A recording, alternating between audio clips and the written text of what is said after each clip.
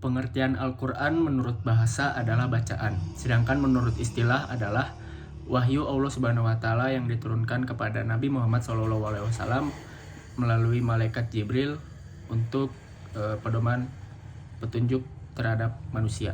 Sedangkan nama lain dari Al-Quran adalah Al-Hikmah, Az-Zikri, Asy-Syifa, Al-Kitab, Al-Huda. Wahyu adalah kalam atau perkataan dari Allah Subhanahu wa Ta'ala yang diturunkan kepada seluruh makhluknya melalui perantara malaikat. Sedangkan bagaimana proses awal turunnya wahyu kepada Nabi Muhammad SAW, yaitu yang pertama beliau awalnya bermimpi.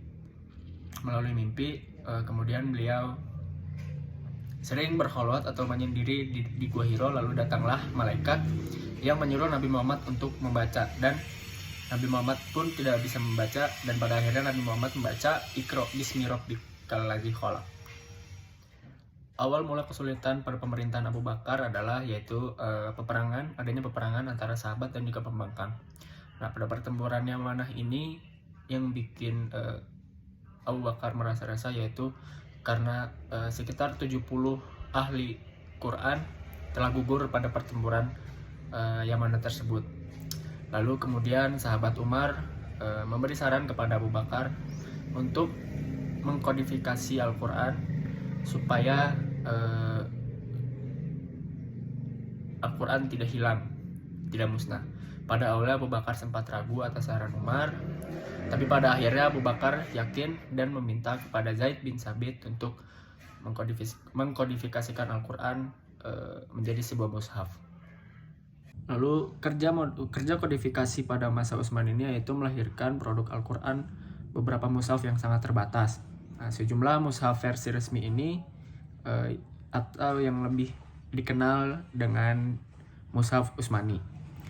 Lalu mushaf Utsmani ini merupakan adalah fase ketiga dari kodifikasi Al-Quran.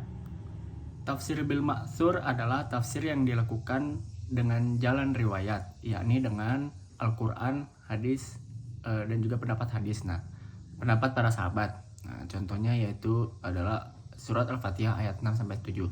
Lalu tafsir bil ra'i adalah tafsir yang didefinisikan sebagai upaya menyingkap isi kandungan Al-Quran dengan ijtihad yang dilakukan dengan mengapresiasi ekstensi akal. Contohnya yaitu adalah tafsir Al-Tabari. Lalu yang terakhir adalah tafsir Isyari, adalah penafsiran yang beranggapan bahwa ayat-ayat Al-Quran memiliki syarat atau tanda.